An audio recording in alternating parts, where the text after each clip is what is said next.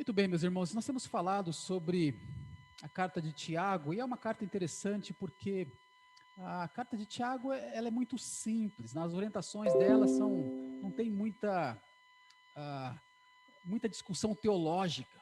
Por quê? Porque Tiago está preocupado em mostrar como é que o crente vive, como é que é a prática da vida do crente. Uma pessoa que confessa Jesus Cristo como Salvador, como é que ele vive? Então ele diz vários mandamentos, várias instruções, vários pedidos que ele faz, é isso que a gente está falando ao longo dessa carta. E nós chegamos então no capítulo 4. E quando nós chegamos no capítulo 4, falamos sobre guerras, brigas, conflitos que nós temos, que no meio da igreja tem. E Tiago pergunta qual o motivo das brigas. E ele fala que o motivo está dentro de cada um de vocês. Não está fora, não é externo, mas é dentro. E quando um crente entende que essa guerra vem de dentro, e ele percebe que precisa buscar a presença de Deus, ele vai na direção então do quebrantamento, de abrir mão da sua felicidade, do seu eu, do seu egoísmo, para submeter-se à vontade de Deus. Para isso é preciso percorrer o que nós chamamos de o caminho da humilhação. Submeter a Deus, resistir ao diabo, sabe? Você vai cada vez mais se quebrantando na presença de Deus. E aí Deus diz que ele concede graça àquele que é humilde, àquele que se humilha. Deus exalta aquele que desta maneira procede. E aí nós terminamos semana passada perguntando, tá bom, uma pessoa que entende a sua guerra, que vive na presença de Deus, como é a prática de vida desta pessoa? Como é que é se viver na presença de Deus diariamente? E eu queria finalizar então o capítulo 4 dizendo para os irmãos duas coisas, que para os efeitos de viver na presença de Deus são dois, baseados aqui no texto, né? Essa pessoa que cumpre a vontade de Deus, ela se relaciona bem com seus irmãos e ela consegue colocar os seus planos debaixo dos planos de Deus. Como que isso acontece? Vamos ver. Abra lá, Tiago capítulo 4, e a gente vai ler dos versículos 11 até o versículo 17. E veja o que diz a palavra de Deus, 4, de 11 a 17. Irmãos, e percebam, queridos, que todo esse, ah, tudo aquilo que Tiago vai dizer, ele está dizendo para crentes, tá bom? Porque a gente pega alguns textos bíblicos e a gente fala, isso não tem a ver comigo. Irmãos, não faleis mal uns dos outros. Aquele que fala mal do irmão ou julga a seu irmão, fala mal da lei e julga a lei. Ora, se julgas a lei, não és observador da lei, mas juiz. Um só é legislador e juiz, aquele que pode salvar e fazer perecer. Tu, porém, quem és que julga o próximo? Atendei agora, vós que dizeis, hoje ou amanhã iremos para a cidade tal, e lá passaremos um ano e negociaremos e teremos lucros. Vós não sabeis que sucederá amanhã. Que é a vossa vida? Sois apenas como neblina que aparece por um instante e logo se dissipa. Em vez disso, devias dizer: se o Senhor quiser, não só viveremos, como também faremos isto ou aquilo. Agora, entretanto, vós jactais das vossas arrogantes pretensões. Toda jactância semelhante a essa é maligna. Portanto, aquele que sabe que deve fazer o bem e não o faz, nisso está pecando. Meus irmãos, percebam o seguinte, né? Logo do início, a palavra de Deus, ela tem uma recomendação. Eu queria dizer para os irmãos, baseado nesse texto aqui, duas coisas Deus espera de cada um de nós. Você quer fazer a vontade de Deus? Duas coisas esse texto mostra para nós. Em primeiro lugar, não fale mal uns dos outros. Não fale mal uns dos outros. É a primeira, você quer obedecer a Deus, você quer fazer a vontade dele, não fala mal de outras pessoas. E é interessante, queridos, que essa palavra, a ideia de falar mal, é claro que o falar mal gera conflitos, né, dentro do contexto todo aqui, mas essa palavra falar mal, no original dela, ela junta duas palavras aqui. É você falar para baixo. Ou seja, falar para rebaixar alguém. Falar para atingir alguém, para colocar alguém. Ou seja, denota o difamar. Você colocar alguém para baixo, você ter uma atitude hostil, falar contra alguém para incriminá-lo, falar contra alguém para depreciá-lo, para fazer com que a reputação dessa pessoa ela vá para baixo, através dos seus comentários maliciosos no meio de outras pessoas. É isso que significa essa palavra. Então é difamar, é caluniar. É isso que significa falar mal. E é interessante, queridos, que o apóstolo Pedro, quando ele escreveu sua carta, e uma época muito parecida com a de Tiago, aqui, com a carta de Tiago, ele comenta o seguinte, que os gentios, aqueles que não conhecem a Deus, eles falam mal dos cristãos. Gentios falam mal dos cristãos. Aí ele fala o seguinte: o crente não deveria falar mal dos seus irmãos. O gentio pode falar mal de você, mas o irmão não deveria falar mal de você. E você não deveria falar mal do seu irmão. E é muito pertinente isso, meus queridos, porque veja só, quando a gente fala mal do irmão, na realidade, o que a gente está fazendo com isso? Nós estamos desconsiderando o irmão. Nós estamos desprezando o irmão, jogando ele para baixo, porque muitas vezes, né, quando a gente faz um comentário de alguém, sobre alguém, não é para o bem. É sempre apontar um motivo, apontar um defeito, apontar um erro. Geralmente é o comentário que nós fazemos. Então, falar mal revela a falta de consideração para com o seu irmão. Outra coisa, falar mal, como a própria Bíblia nos mostra aqui, falar mal demonstra desprezo da lei de Deus. Porque veja só, né? Aquele que fala mal do irmão, julga seu irmão, fala mal da lei. E julga a lei. É interessante isso, meus queridos, porque falar mal não só demonstra desprezo contra o irmão, mas demonstra desprezo contra a lei de Deus.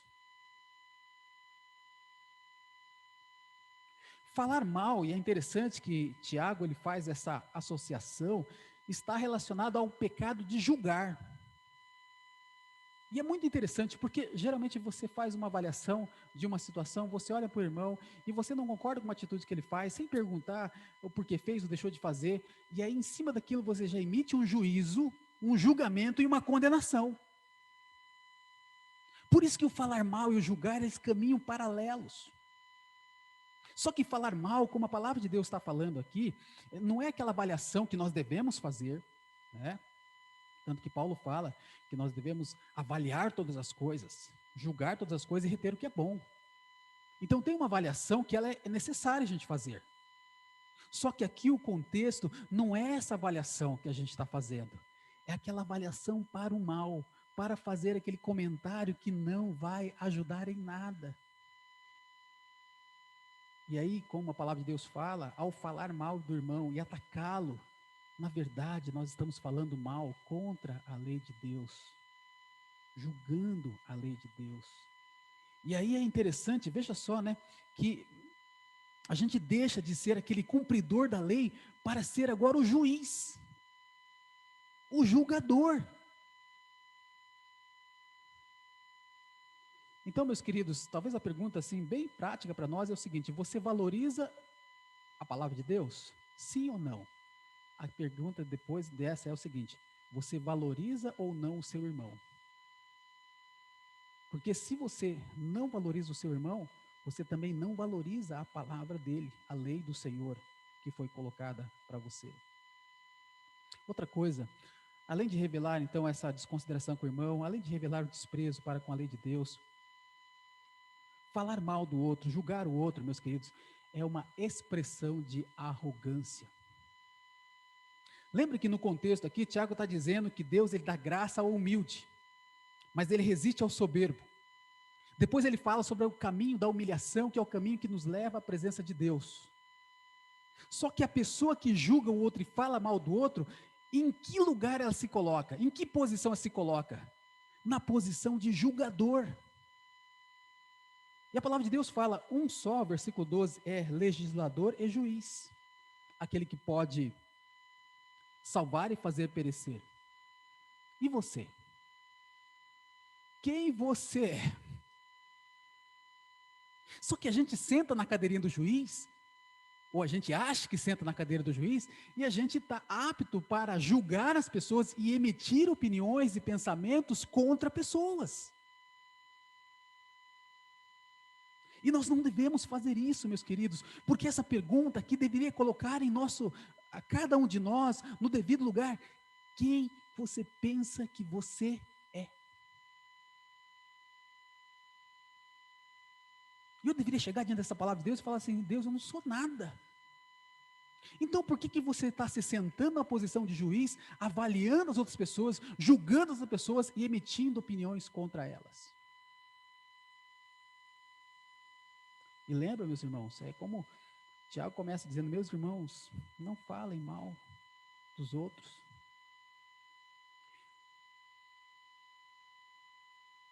Somente um juiz existe, ele pode julgar, como ele fala, ele pode salvar, ele pode destruir. E a gente sabe que esse juiz não é você, não é verdade? Esse juiz é o Senhor Deus. Então, quem julga os outros não está fazendo esta simples avaliação: quem você é. Deixa eu tentar, meus irmãos, colocar de uma maneira um pouco mais prática também, o que significa falar mal uns dos outros. Veja só, às vezes quando você faz um comentário sobre alguém, e aquele comentário não vai edificar, não vai fortalecer, não vai ajudar,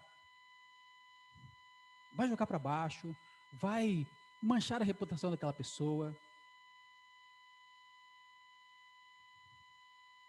Isso é falar mal. Agora, é interessante que às vezes a gente não quer falar mal, a gente fala assim, né? Às vezes evangelizando pessoas, e quando você fala assim, você se considera uma pessoa boa? E a pessoa geralmente fala assim: me considero uma pessoa boa, porque eu não mato ninguém, eu não roubo de ninguém, eu não falo mal de ninguém. Geralmente essas três coisas a pessoa geralmente fala: não mata, não rouba e não fala mal de ninguém. É interessante, o pessoal do mundo, eles pensam que não falam mal de ninguém. Só que quando chega na Bíblia, Tiago está dizendo irmãos. Então significa que no meio da igreja isso pode acontecer. E uma das maneiras de se falar mal de outra pessoa, por exemplo, é disfarçando com um pedido de oração. Né? Às vezes você vê uma coisa, você quer comentar de uma pessoa, você fala: deixa eu fazer um comentário aqui. Não, é para você orar, tá? Eu vou falar isso aqui, mas é para você orar. E aí você vai lá e faz a fofoca, né? Comenta sobre outra pessoa, mas é para orar. Percebe, meus irmãos? Nosso coração é enganoso. Outra coisa, uma outra maneira de falar mal é quando nós tentamos disfarçar esse falar mal com a chamada crítica construtiva. Não, mas eu estou criticando para o bem, porque eu quero o bem. A pergunta é: será? Muitas vezes não é, meus irmãos. Muitas vezes, sabe por quê? Porque a crítica,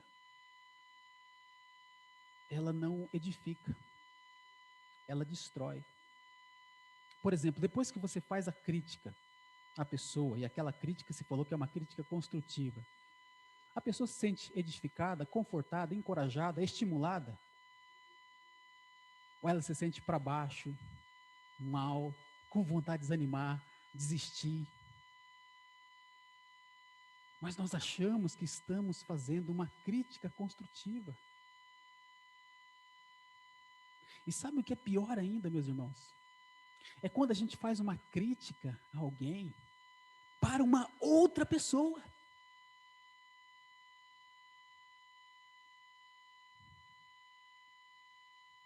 Isso é pior.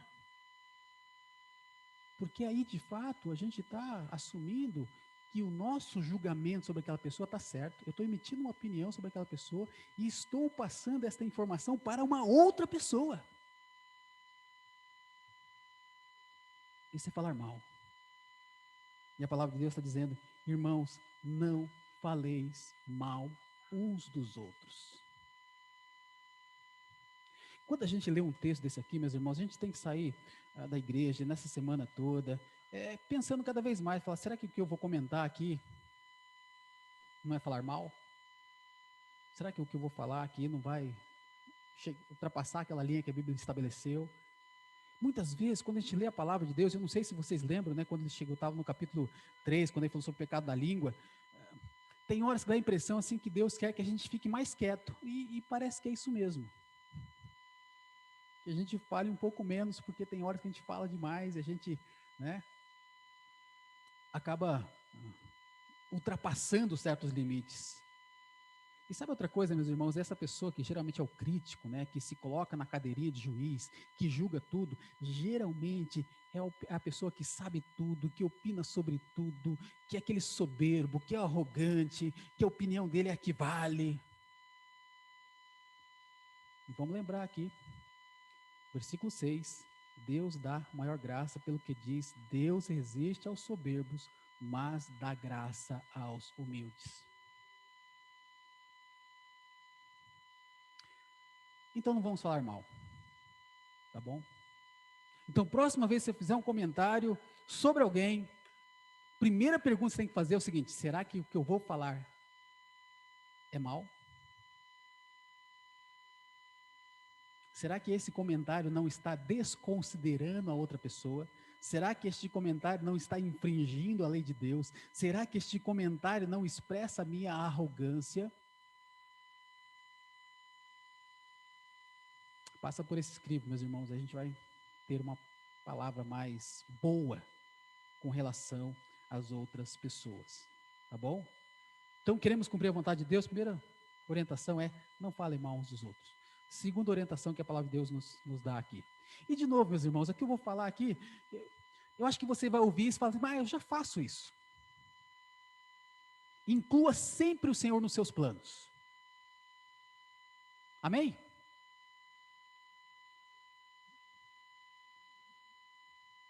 Tá ligado aí, né?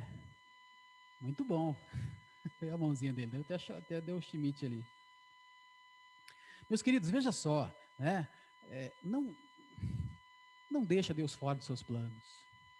Eu sei que quando a gente escuta isso aqui, naturalmente a nossa primeira reação é a seguinte: mas eu já faço isso. Vamos avaliar? Vamos avaliar segundo a palavra de Deus? Veja só. Primeira coisa que é importante de saber, meus irmãos, a partir aqui do versículo 13, quando o Senhor fala: atendei, hoje, amanhã, faremos isso, aquilo, tal, tudo mais. Primeira coisa que é importante a gente lembrar: Deus, ele não combate o planejamento. Esse texto aqui não está falando que é errado planejar. É errado ter intenções. Não é isso que o texto está dizendo. O que, na realidade, a gente percebe pela palavra de Deus, principalmente lendo o livro de Provérbios, é que a palavra de Deus mostra que nós precisamos planejar, sim. Por exemplo, para seguir Jesus, você tem que planejar. Qual é o rei que vai enfrentar, né, o outro e vai com 10 mil, vendo o outro vem com 20 mil, não avalia primeiro se vai ter condição de lutar, se ele vai ter condição, senão ele envia uma baixada de paz. Precisa avaliar o que significa seguir a Jesus. Então, meus irmãos, o planejamento não é errado. O que o Senhor não quer é o planejamento que não leva em conta Deus. E nós podemos chamar esse planejamento que não leva em conta o Senhor vários nomes: presunção, arrogância, altivez, soberba, orgulho, todos eles. Que significa a mesma coisa, ou pelo menos são sinônimos.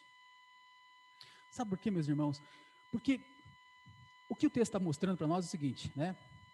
Hoje ou amanhã, iremos para a cidade de tal, lá passaremos um ano, negociaremos, teremos lucros.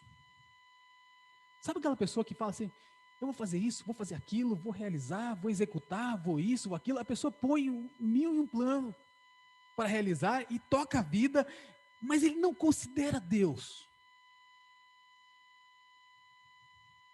E vocês vão perceber que não considerar a Deus é uma coisa tão pequena, que você e eu podemos também errar e não considerarmos Deus nos nossos planos.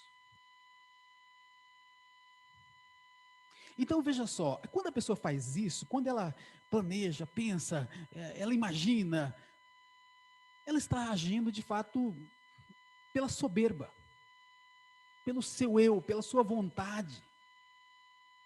E a soberba, ela vem desse entendimento errado de si mesmo. Você acha que pode fazer tudo. É aquele amor próprio que você acha que sabe o que é melhor para você. Isso é soberba. O soberbo é aquele que vive como se o tempo estivesse do seu lado e à sua disposição. O soberbo é aquele que faz os seus planos como se ele tivesse no controle de todas as coisas e que nada vai dar errado. O soberbo, ele age, de fato, tocando a sua vida, meus queridos, como se não dependesse de Deus, como se não precisasse do Senhor.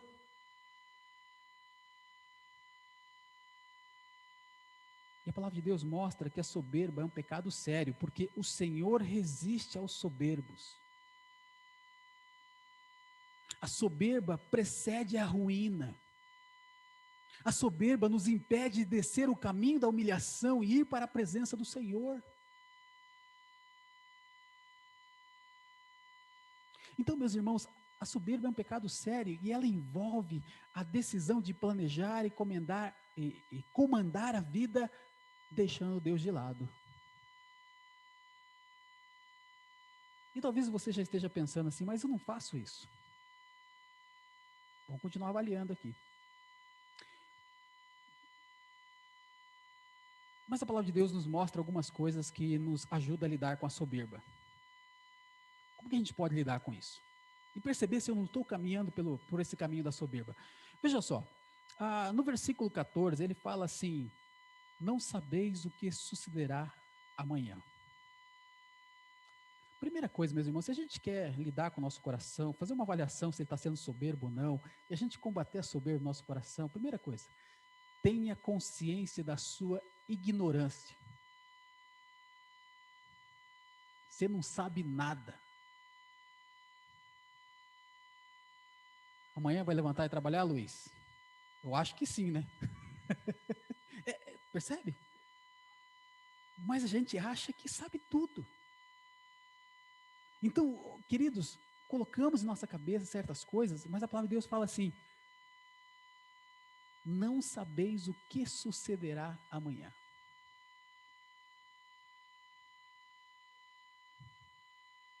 E se o coreano resolver lá jogar, né, as bombas atômicas que ele tem reservada lá pro ar? Né? Nota, queridos, a gente não sabe. Então, primeira coisa, tenha consciência da sua ignorância, né? Como muitas pessoas atribuem a Sócrates aquela famosa frase, né? Só sei que nada sei. Eu não sei nada. Me fez lembrar, já tem, né, desde que a gente completou, sei lá, 20 e poucos anos, a gente vem pensando sobre as nossas bodas, né? Já tem um tempo já que a gente vem pensando sobre isso. E a gente tinha planos. E dentre esses planos, há 4 anos atrás, parte dele já foi, né, cortado. Por quê? Porque a mãe dela foi morar no lar celestial. Ano passado, o meu pai também foi morar no lar celestial. E quando a gente começou a pensar nos nossos planos, a gente pensou o seguinte, vamos chamar todos os nossos padrinhos, que há 25 anos atrás estiveram nos acompanhando, quando nós assumimos aquele compromisso.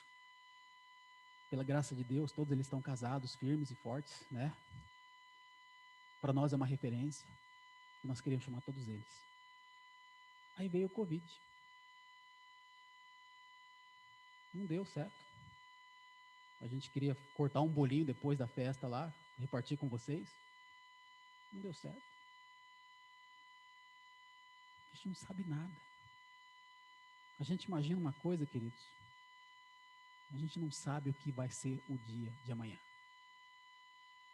Quer combater a arrogância no seu coração? Tenha consciência da sua ignorância. Outra coisa, tenha consciência da sua fragilidade. Olha só o que o versículo 14 fala, que é a vossa vida. Sois apenas como a neblina que aparece por um instante e logo se dissipa. Gente, o que é a vida? E a palavra de Deus fala, é uma neblina, é um vapor. Ou seja, ela é nada. Só que a gente acha que eu vou fazer, vou realizar, vou conquistar, vou isso, vou aquilo. E tenha consciência da sua fragilidade. Meus irmãos, quantas pessoas fortes, aparentemente saudáveis, passaram pelo Covid e não sobreviveram? Você deve conhecer alguns. A vida é frágil. Ninguém sabe direito como esse vírus age. Não fala, se age assim, age de outro jeito. As pessoas ainda estão estudando. A vida é frágil. É uma névoa que aparece e logo desaparece. Né? Eu acho que a visão, né, dona de casa pode lembrar bem disso, e vocês homens que de vez em quando ajudam em casa, passando a sua camisa, né? Quando você liga o ferro a vapor, né? E aí você vira ele, sobe aquele vaporzinho. Ele aparece e desaparece. Isso é a vida. Frágil. Tenha consciência da fragilidade da sua vida. E por fim, meus irmãos, tenha consciência da sua dependência de Deus. Veja só o versículo 15. Em vez disso, né, em vez de você bater no peito e achar que pode, que é tudo mais, tal, diga o seguinte: se o Senhor quiser, não só viveremos, como também faremos isto ou aquilo. Meus irmãos, a gente precisa ter consciência da nossa total dependência de Deus. Se o Senhor quiser, eu vou viver. Semana que vem eu volto aqui para pregar os irmãos, se o Senhor quiser. Porque se Ele não quiser, eu não passo dessa semana. É isso, meus irmãos. Então, muitas vezes, aquela ideia, eu vou trocar de carro, eu vou comprar uma casa, eu vou viajar, vou casar, né, Ronaldo e Aline? Vou estudar para os jovens, vou fazer isso, vou fazer aquilo. Meus irmãos, é o seguinte, você vai estar vivo? De repente você veste o paletó de madeira, né? E acabou tudo. Então a nossa vida depende de Deus, depende do Senhor, depende da vontade dEle, do plano que Ele tem. Então é se Deus quiser, se o Senhor quiser. Então você quer vencer a soberba? Tenha consciência da sua ignorância, da sua fragilidade e que você é totalmente dependente de Deus. Se o Senhor quiser. Porque se Ele não quiser, não vai acontecer. Se o Senhor quiser, os prazeres da carne vão ficar em segundo plano. E você vai conseguir vencer na força que vem dEle. Se o Senhor quiser, você vai ver para o Senhor e o mundo não vai mais ocupar o primeiro lugar na sua vida. Se o Senhor quiser, você vai ver para o Senhor e depender totalmente dEle. E como eu disse, meus irmãos, eu sei que muitos de nós pensam assim, mas eu já vivo isso, né? Eu incluo Deus em todos os meus planos. Queridos, algo muito simples que pode demonstrar se você é soberbo ou não, se você vive esta vida com Deus ou não. E a palavra é oração. Oração.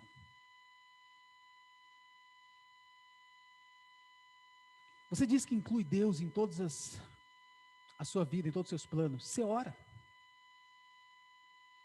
Você sai do serviço, você sai de casa para o serviço, você ora. Você vai fazer um negócio, você vai fazer a compra da semana no mercado, você ora. Você vai ter uma conversa com seu filho, você ora. Percebe? Às vezes a gente fala assim, não, mas eu incluo Deus em todos os meus planos. A pergunta é, você ora, você fala com Deus, de fato você submete à vontade dEle? Então, meus irmãos, ore e peça a Deus. Peça ao Senhor, não segundo a sua vontade, não segundo os seus prazeres, mas a vontade do Senhor. Ore e confesse a sua fragilidade. Diga ao Senhor, Deus, eu sou como vapor. A minha vida é um estalar de dedos. Ore e declare a sua dependência de Deus. Deus, se o Senhor quiser, eu não só vou estar vivo, como eu vou fazer isso e aquilo. Como pais, a gente sonha um dia, né, em ver as nossas filhas casando-se. No futuro, a Adriana falou assim, 3 netos de cada um delas, no mínimo. A gente sonha isso tipo de coisa. Mas a pergunta é, eu estarei vivo para ver essas coisas? Ore, meus irmãos. E declare a sua dependência do Senhor. Se Deus quiser, não só viveremos, como iremos realizar os planos que Deus tem preparado para a vida.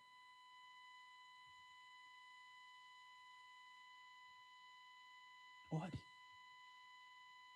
Esta é a maneira muito simples da gente demonstrar que de fato não sou soberbo e que eu dependo totalmente do Senhor. A minha vida de oração. E aí a pergunta prática é: como está a sua vida de oração? Você ora? E sabe o que é interessante, meus irmãos? Que Tiago, ele termina, no versículo 17, ele fala assim: olha, nós sabemos disso, nós sabemos que não devemos falar mal e que devemos incluir Deus em todos os, sempre Ele nos nossos planos, tá? Nós não devemos falar mal, temos que incluir Deus sempre nos nossos planos. Aí o versículo 17 termina dizendo o seguinte: portanto, aquele que sabe que deve fazer o bem e não faz, nisso está pecando. Você sabe disso? Sei. Está fazendo? Não. Está pecando.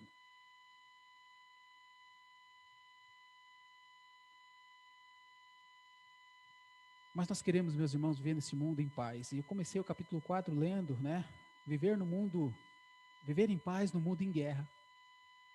Para que isso aconteça, a gente precisa então entender nossas guerras, que ela começa dentro de nós. Precisamos entender que o caminho para estar na presença do Senhor é a da humilhação. E precisamos entender que praticar a vontade de Deus significa parar de falar mal e incluir Deus em todos os nossos planos. E podemos fazer de uma maneira muito simples, que é orando em todo o tempo e falando para Ele de tudo aquilo que queremos fazer e buscando sempre a vontade dEle. É isso que Deus espera de nós, meus irmãos. E como eu disse, a carta de Tiago é uma carta de ética, de práticas. Como é que vive um filho de Deus? Ele vive assim. Ele entende as suas guerras, ele vive na presença de Deus, ele não fala mal do irmão, ele coloca Deus em todos os seus planos. É assim que vive um filho de Deus, um servo de Deus. Então veja só, esta é a ética no reino de Deus, mas agora deixa eu fazer uma informação aqui antes da gente finalizar essa mensagem, que é o seguinte. Muitas pessoas que você vai encontrar nesse mundo aí fora, vão dizer assim: mas eu vivo isso, né? Você vai encontrar amigos, talvez conhecidos seus, que falam: mas eu vivo isso aqui, eu não falo mal de ninguém, e tudo que for fazer eu falo assim, se Deus quiser. Usa aquele chavão, né? Não, se Deus quiser, a pessoa enche a boca para falar. E aí a pessoa fala assim: então eu já vivo dentro desse plano de Deus. Não, meus irmãos, não é isso que eu estou dizendo, tá? Não é pelo fato das pessoas viverem essa ética que elas de fato são filhos de Deus. Não. Os filhos de Deus, eles vivem dessa maneira. E veja só, meus irmãos, como que alguém se torna um filho de Deus? Como que a pessoa se torna um filho de Deus? Em primeiro lugar, para você se tornar um filho de Deus, você tem que concordar que é pecador. Por isso que o arrogante não vai chegar no céu. Tem que concordar que é pecador. Deus disse, todos pecaram. Deus disse, não há um justo sequer. Deus disse, não há ninguém que entenda, não há quem busque a Ele.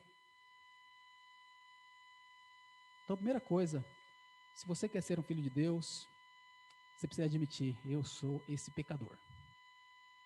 Segundo lugar, para ser um filho de Deus, além de concordar com Deus que é pecador, precisa se arrepender dos seus pecados. E arrepender dos seus pecados significa, a ideia do arrependimento, você está indo numa direção, você fala: não está certa essa direção, Deus está mostrando que a direção é para lá e não para cá. E aí você então abre mão da sua vida, abre mão da sua vontade, abre mão dos seus prazeres e fala: eu vou então seguir a direção de Jesus. E ao tomar esse passo, você está crendo em Jesus, que Ele é o seu Senhor e o seu Salvador. E você vai confessar isso diante dele. Você confessa que Jesus Cristo morreu em seu lugar na cruz do Calvário. E no seu corpo, lá naquele madeiro, Ele levou todos os seus pecados. Ele não ficou morto naquela cruz, nem no túmulo, mas Ele ressuscitou. E ao confiar em Jesus, naquilo que Ele fez por você, você morre para a sua velha vida e você ressuscita para uma vida nova. Aquela velha vida fica para trás e você começa uma nova vida. Então, a partir de agora, você pode dizer que é um filho de Deus. Você já fez essa confissão? Então, essas pessoas que creram em Jesus dessa maneira, receberam o direito de serem chamados filhos de Deus. Agora, o filho de Deus, ele quer se parecer com o Pai. E ele quer cada dia obedecer e fazer a vontade do Pai. E a vontade do Pai, dentre várias outras coisas, é não falar mal do irmão. E é colocar Deus em todos os seus planos. Percebe a diferença? Então não é o fato da pessoa dizer, mas eu não falo mal de ninguém, eu procuro sempre fazer a vontade de Deus. Não, não é isso que torna você filho de Deus. O que torna filho de Deus é concordar que é pecador, se arrepender dos seus pecados, crer e confessar Jesus Cristo como Senhor e Salvador da sua vida. Começar então com Jesus uma vida nova. É isso que faz da gente um filho de Deus. E é por isso, e é por causa dessa experiência, dessa transformação de vida que nós passamos, é que nós obedecemos a Deus e fazemos a sua vontade, que é não falar mal do outro e incluir Deus sempre nos nossos planos. Amém? Se você ainda não confessou Jesus como Salvador da sua vida, você ainda tem dúvida se você é um filho de Deus, não leve essa dúvida para casa, tá bom? Você quer confessar Jesus Cristo como Salvador da sua vida, reconhecer que você é o pecador, você quer se tornar um filho de Deus, você pode fazer isso individualmente, lá na sua cama, né, no quarto, falando com Deus sobre isso. Ou você pode fazer isso aqui agora. Assim, eu quero confessar Jesus diante das pessoas que estão aqui na igreja. Alguém gostaria de fazer essa confissão? Você entende que não é filho de Deus, mas você se arrepende, crê e quer se tornar um filho de Deus? Alguém? Basta só levantar sua mãozinha aí, só para um sinal. Ok? Não leve essa dúvida adiante. Ok? Hoje à noite ainda, lá no seu quarto, faz isso. Confesse Jesus